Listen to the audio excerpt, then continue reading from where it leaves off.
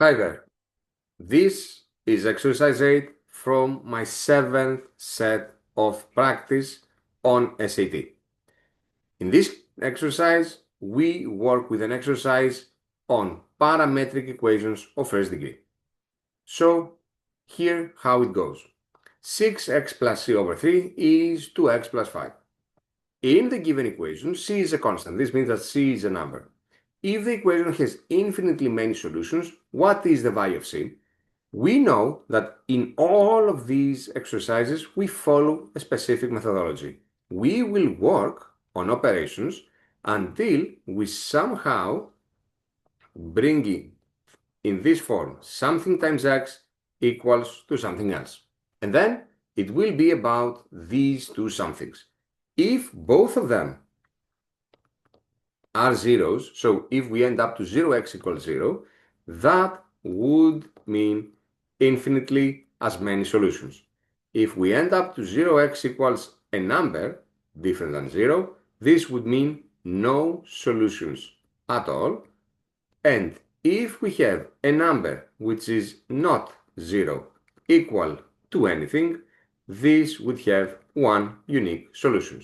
Here we obviously need to get the first option.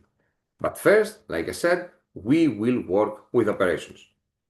I'll rewrite it. 6x plus c over 3 is 2x plus 5.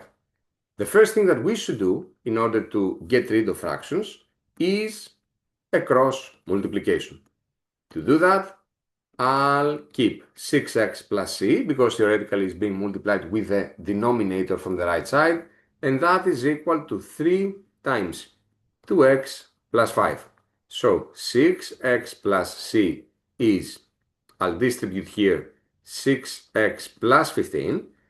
And although I can clearly see that, I'll stick to the methodology. 6x minus 6x is 15 minus c. 0x is 15 minus c. And remember that in order to have infinite as many solutions, we need to lead to 0x equals 0.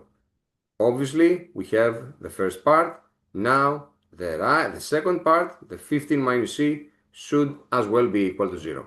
Therefore, 15 minus c equals 0. So this makes c being equal to 15. And this makes D the right answer for this question. Don't forget, if this helped you, like and subscribe. As always, thank you for watching.